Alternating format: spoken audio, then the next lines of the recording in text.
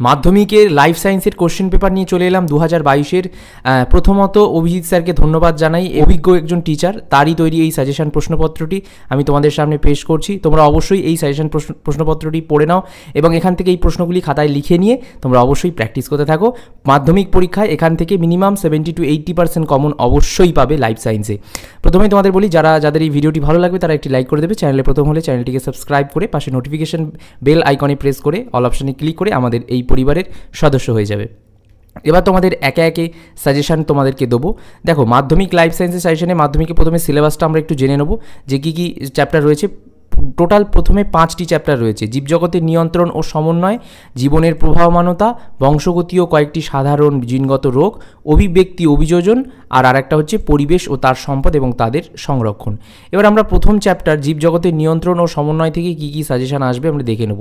দেখো, প্রথম যে প্রশ্ন, দরজায় ঘণ্টা বাজার যে শব্দ শুনে তুমি যেভাবে দরজা খুলবে সেই স্নায়বিক পথটি একটি শব্দছকের মাধ্যমে দেখাও। এই প্রশ্নটি অবশ্যই তোমাদের এবারে আসবে। মেনিনজেস ও সিএসএফ এর অবস্থান বিবৃত করো। পরেরটা হচ্ছে উদ্ভিদের বীজ ও পর্বমধ্যের ওপর জিব্রেলিনের হরমোনের কী কী প্রভাব ফেলে তা ব্যাখ্যা করো। পরবর্তী প্রশ্ন, অক্ষিগোলকের বিভিন্ন প্রতিসারক মাধ্যমগুলি নাম ক্রমানুসারে লেখো। অ্যাকশন ও ডেনড্রনের পার্থক্য লেখো। নিম্নলিখিত বৈশিষ্ট্যের ভিত্তিতে 1 গঠনগত, 2 কার্যগত। পরবর্তী প্রশ্ন, সহজাত ও অর্জিত প্রতিবর্ত ক্রিয়া কাকে বলে উদাহরণ দাও। পিটিউটারিকে প্রভুগ্রন্থি বা মাস্টার গ্ল্যান্ড বলে কেন? একনেত্র ও দ্বিনেত্র দৃষ্টি বলতে কী বোঝায়? মেনিনজেস কি, এর কাজ কি? ক্যাটারাক্ট বা চোখে ছানি পড়া বলতে কী বোঝায়? পরবর্তী প্রশ্ন, মাছের গমনে মায়াটাম পেশির ভূমিকা। এই প্রশ্নটা অবশ্যই আসছে। গমনের যে কোনো 3টি উদ্দেশ্য লেখো। তারপরটা হচ্ছে সাইনোভিয়াল অস্থি গ্রন্থি কাকে বলে? মিশ্র গ্রন্থি কাকে বলে উদাহরণ দাও। ট্রপিক ও স্থানীয় হরমোন কাকে বলে? উপযোজন কাকে বলে? থাইরক্সিনের 2টি কাজ লেখো। সাইন্যাপ কি, এর কাজ কি?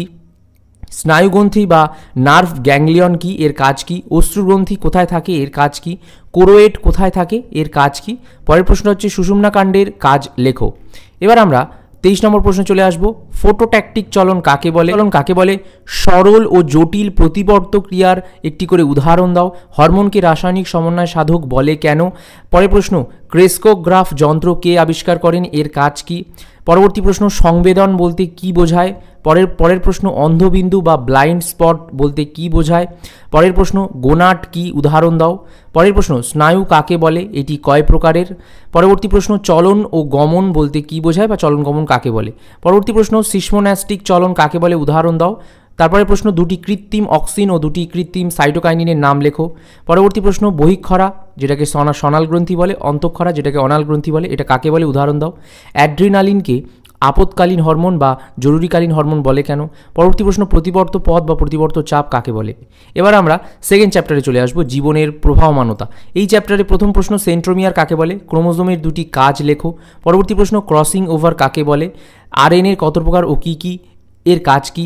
প্রশ্ন হচ্ছে মাইক্রোটিবিউলস কি, এর কাজ কি? একটি সপুষ্পক উদ্ভিদের পাতার কোষে ক্রোমোজোম সংখ্যা 18 হলে তার শস্যে ও জনন কোষে ক্রোমোজোম সংখ্যা কত হবে?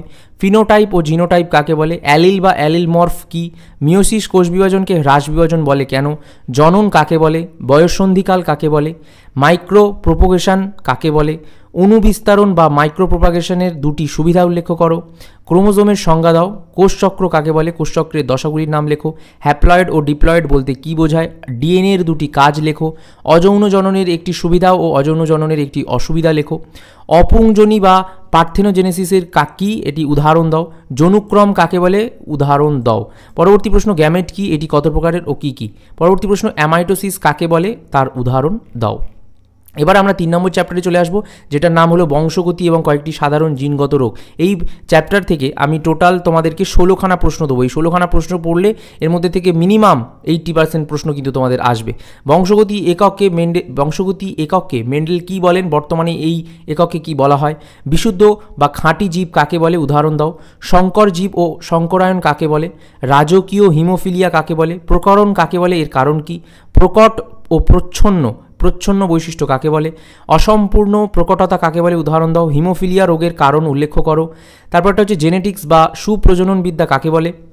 পিতা মাতার বৈশিষ্ট্য অপত্যে সঞ্চারিত হয় কেন? মেন্ডেলের যে এক সংকর জনন সেটা পরীক্ষার ফিনোটাইপ ও জিনোটাইপ অনুপাত কত? তারপর হচ্ছে হোমোজাইগাস ও সমসংকর জীব কাকে বলে? বর্ণান্ধতা কি? এই রোগের লক্ষণ কি? তারপর হচ্ছে অ্যালিল কাকে বলে? ফিনোটাইপ ও জিনোটাইপ কাকে বলে? মেন্ডেল তার পরীক্ষার জন্য মটর গাছকে কেন বেছে নেন? এবার আমরা 4 নাম্বার চ্যাপ্টারে চলে আসবো, যেটার নাম হলো অভিব্যক্তি বা অভিযোজন। এই চ্যাপ্টার থেকে কটি প্রশ্ন দিয়েছি? 11টি প্রশ্ন দিয়েছি। এই 11টি প্রশ্ন তোমাদের অবশ্যই আসবে। স্যার যা দিয়েছেন অবশ্যই তোমরা তা করে যাও, প্র্যাকটিস করলে তোমাদের অবশ্যই পরীক্ষায় আসবে। তিনি খুব অভিজ্ঞ স্যার, তাই তোমাদেরকে বারবার বলছি এগুলো প্র্যাকটিস করার। মৌমাছিদের বার্তা আদান প্রদান কৌশল সম্পর্কে লেখো। তারপরে হচ্ছে উটের জলক্ষয় কমানোর 2টি অভিযোজনগত বৈশিষ্ট্য উল্লেখ করো। উটের আরবিসি এর অভিযোজনগত বৈশিষ্ট্য লেখো। সমস্ত অঙ্গ কাকে বলে? উদাহরণ দাও। জীব বিবর্তন বা জৈব অভিব্যক্তি কাকে বলে? 2টি জীবন্ত জীবস্ব উদাহরণ দাও, উদ্ভিদের উদাহরণ দাও। বায়োজেনেটিক যে সূত্র তাকে কাকে বলে? জীবস্ব কাকে বলে? অপসারী অভিব্যক্তি কাকে বলে? ভেনাস হৃৎপিণ্ড কাকে বলে? উদাহরণ দাও।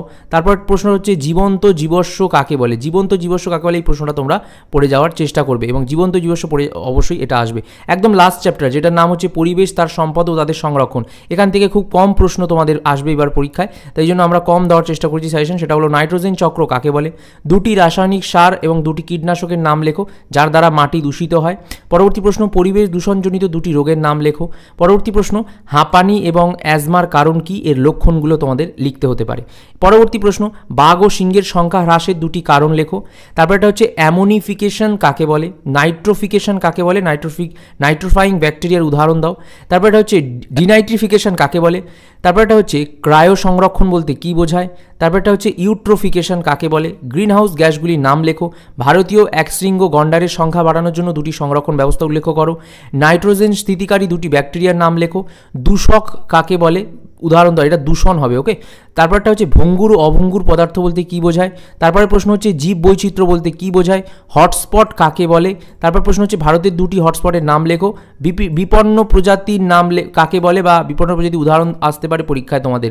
তো এরপর আমরা দেখে নেব যে জীবন বিজ্ঞানে কোন চিত্রগুলি তোমাদের আসবে 100%। 5 মার্কসে এইটা থাকে, 100% আসবে এটা। এক হচ্ছে আদর্শ নিউরন, তোমরা প্র্যাকটিস করে যাবে।